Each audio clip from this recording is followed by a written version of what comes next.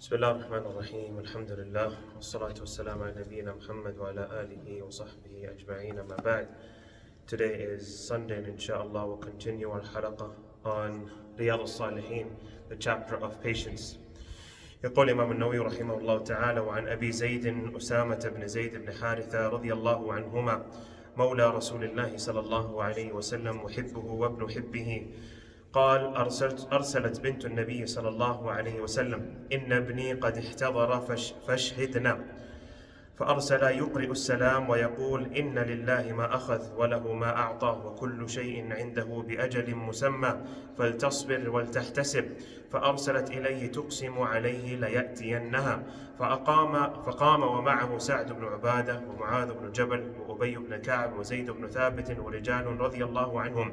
فرفع إلى رسول الله صلى الله عليه وسلم الصبي فأقعده في حجره ونفسه تقعقع ففاضت عيناه صلى الله عليه وسلم. فقال سعد رضي الله عنه: يا رسول الله ما هذا؟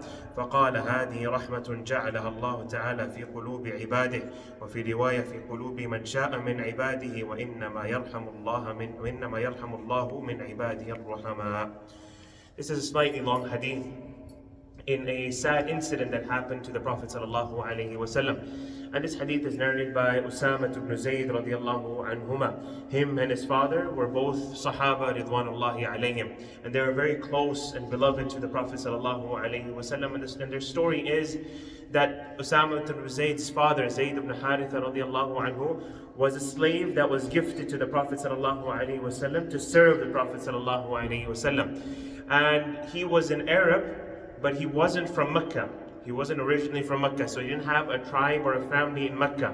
He was brought to Mecca during some war. He was taken as a captive, and he was brought to Mecca as a slave. His family members had no idea that he was living and existed in Mecca, and he would serve the Prophet sallallahu alaihi wasallam. One day, his uncle came to Mecca, and he was doing tawaf around the Kaaba. And as he was doing tawaf around the Kaaba, he saw his nephew Zayd, and he recognized him, and he was extremely happy that their long lost nephew has finally been found in Mecca. So he went back to his family and reported to his family and told his brother, look, I found your son Zayd ibn Haritha. He is a slave and he lives and resides in Mecca. So his father was extremely happy, and his father previously had written poetry in expressing how sad he was in losing his firstborn son. And it was a great moment of sadness in his heart when he was taken away. So when he finally found out that his son still exists in Mecca, he was extremely happy, overjoyed, and he made an intention to go to Mecca and to buy Zayd ibn Haritha, his son, because he was a slave, and to bring him back to his family and to make him a free man again. So his father, Haritha, comes to Mecca, and he finds out that the owner of Zayd ibn Haritha, the person who Zayd ibn Haritha serves, is the Prophet sallallahu alaihi wasallam. So he goes up to the Prophet sallallahu alaihi wasallam and says, Ya Rasul, O Muhammad, I would like to buy Zayd ibn Haritha, and whatever amount of money you ask, I'll give it to you. Money is not an issue for me, just give me my son back. And the Prophet sallallahu alaihi wasallam told him, I'll give you even a better deal. You go up to your son, and if your son chooses to go back with you, then he is yours. I don't want any money from you. But if he chooses to stay with me, then I will not reject the company of someone who chooses me. He chose me, and I would like to honor his choice, and honor his choice of being accompanied with me, and I will not reject that. Meaning I will not force him to go with you.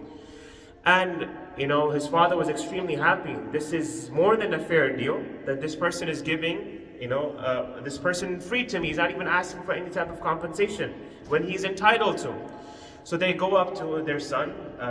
His father goes up to Zayd and says, Oh Zayd, we've come here to take you back to your family, to your hometown, to your tribe, where you can be part of your own tribesmen. You will be proud to be part of your family instead of being a foreigner and being a slave and being a servant in this country or in this piece of land.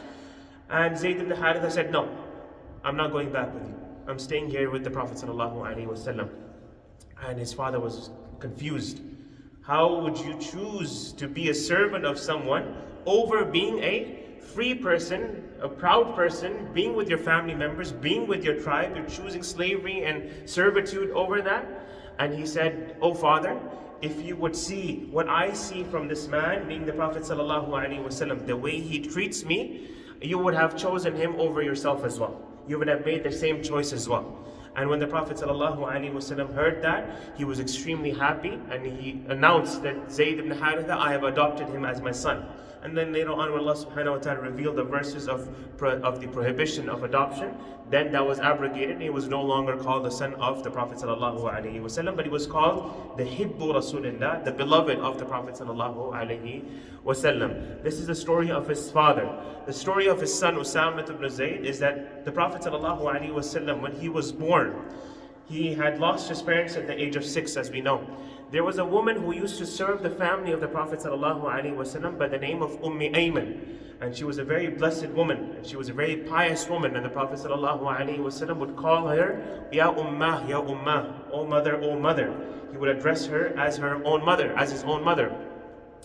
And she, after a while, she wasn't married, and she was older in age, but she was a very pious woman. And the Prophet ﷺ announced to the companions that whoever wants to marry a woman from Jannah, let him marry Ayman. And Zayd ibn Haritha, with the story that we mentioned earlier, he offered to marry Ayman. And Allah subhanahu wa ta'ala blessed them with a child by the name of Usama ibn Zayd. So the whole family is someone very close to the Prophet sallallahu alaihi wasallam, a woman who raised the Prophet sallallahu alaihi wasallam, a person who was serving the family of the Prophet sallallahu alaihi wasallam. So the Prophet sallallahu alaihi wasallam held this family very dear to his heart, especially when they had a child. The Prophet sallallahu alaihi wasallam loved him dearly, and the many other stories inshallah we'll mention in future halaqas inshallah. So he narrates from the Prophet sallallahu alaihi wasallam this hadith, and in this hadith, one day the Prophet sallallahu alaihi wasallam was with his companions, and the news of his grandson about to pass away reaches the Prophet sallallahu alaihi wasallam. The Prophet sallallahu alaihi wasallam's oldest daughter, Zainab,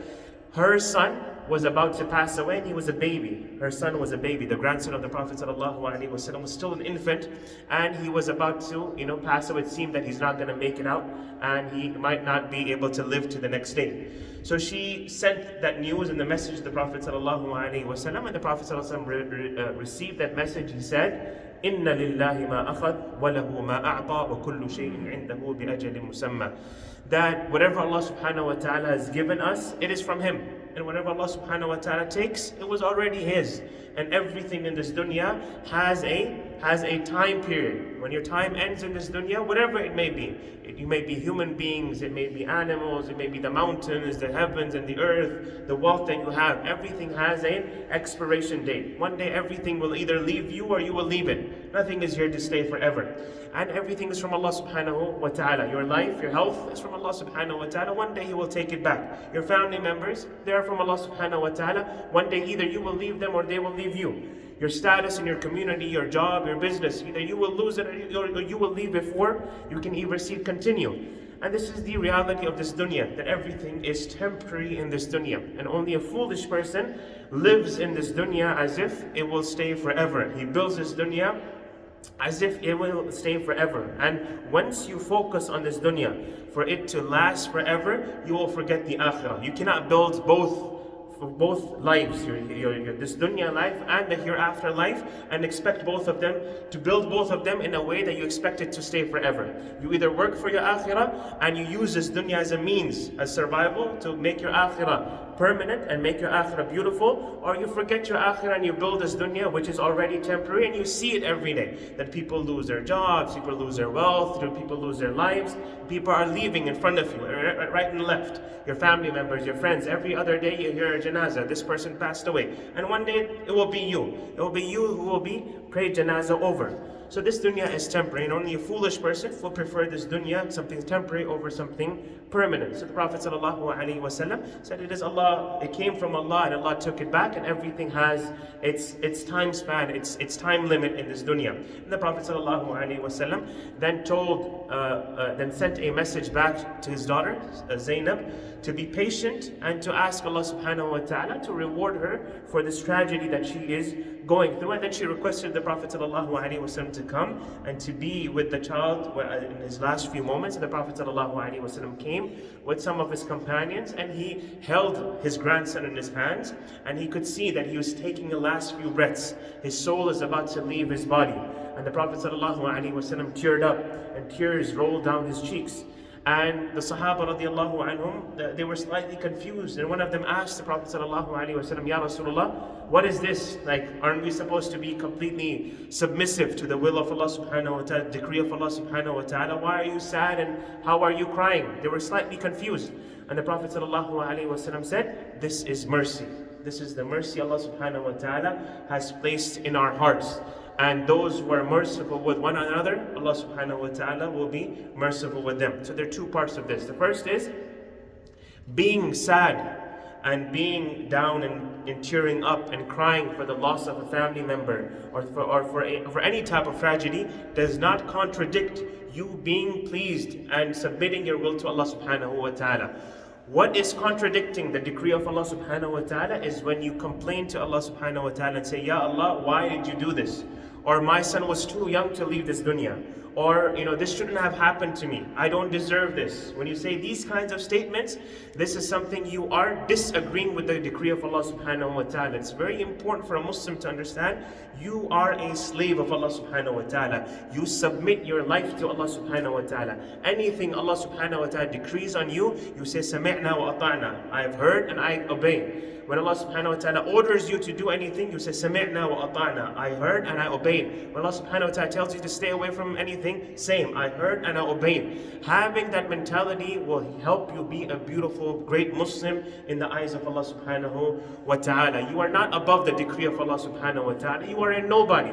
Your value is gauged, is measured by your consciousness of Allah subhanahu wa ta'ala. Your value and your worth is based on your relationship with Allah subhanahu wa ta'ala. Anything besides that is a delusion. It's an illusion for you from the shaitan that makes you seem that you have some kind of value. You're a millionaire, you think you are something important in the community. You are not. It's just an illusion that people have created based on the deceptions of the shaitan to make it seem that you are something. But the real person is someone who comes to the masjid and prays. The real worthy person is someone who memorizes the book of Allah subhanahu wa ta'ala, who studies the religion of Allah subhanahu wa ta'ala. These are the people who have value and worth in the eyes of Allah subhanahu wa ta'ala. So over here the Prophet sallallahu alaihi wasallam is mentioning that that when his grandson was passing away, is to what was I mentioning? That the Prophet ﷺ held his child, and when he was, I was mentioning the Prophet ﷺ was sad, and that did not contradict the decree of Allah subhanahu wa ta'ala. So being sad can be okay with you also being compliant and okay with the decree of Allah subhanahu wa ta'ala. What is wrong is when you say or do something, you start beating up yourself, you start tearing your clothes, you start breaking things in your house out of anger because this is something that happened to you. That is something that contradictory to the decree of Allah subhanahu wa ta'ala. Nobody is free of any tragedy in this dunya. We're all going to go through some losses in this dunya. We're all going to go through some tough times in this dunya. But it is us to be patient, understand that Allah subhanahu wa ta'ala has decreed this for us, and it was bound to leave us anyway. It was bound to leave us one day anyway. And that day has come today or tomorrow or a year later. And then the Prophet ﷺ ended with a very beautiful statement and said, those who are merciful with one another, Allah subhanahu wa ta'ala is merciful with them. It is very important for us Muslims, especially in the country and the time and place that we live in, to be merciful with one another. Your brother is going to wrong you. You're going to feel some shortcomings with your family members, with your siblings, with your spouse, with your children, with your fellow Muslims at the masjid, with Muslims all around the city. You're going to feel some shortcomings with them. They might wrong you every now and then. Be merciful to them. Let things go. Forgive them. Ignore things. So that Allah subhanahu wa ta'ala will ignore your faults on the day of judgment. Be merciful to one another. When you see someone who is down, lift them up. When you see someone who's struggling, try to help them in whatever way possible. Smile at your Muslim brothers and sisters. Give salams. Make them feel that they are part of this community that you also belong to. Have that kind of mercy and compassion one another, and hopefully Allah subhanahu wa ta'ala will be merciful with us on the day that we will desperately need need His mercy on the day of judgment bi'idhnillahi azza wa jal. So in this hadith, the Prophet ﷺ was teaching us a lesson, how to deal with the loss of a family member, and how to be patient, and what are the permissible methods for you to grieve and mourn over a loss of a family member or a child or a grandson. We ask Allah subhanahu wa ta'ala to never make us ungrateful for anything that He has given us, and never make us contradict the decree of Allah subhanahu wa ta'ala. And we ask Allah subhanahu wa ta'ala to reunite us in the gardens of Jannah with the Prophet sallallahu alaihi wasallam and his family members, just the way He gathered us in this beautiful masjid. Wa sallallahu wa sallam ala nabiyyina Muhammad wa ala alihi wa sahbihi ajma'in.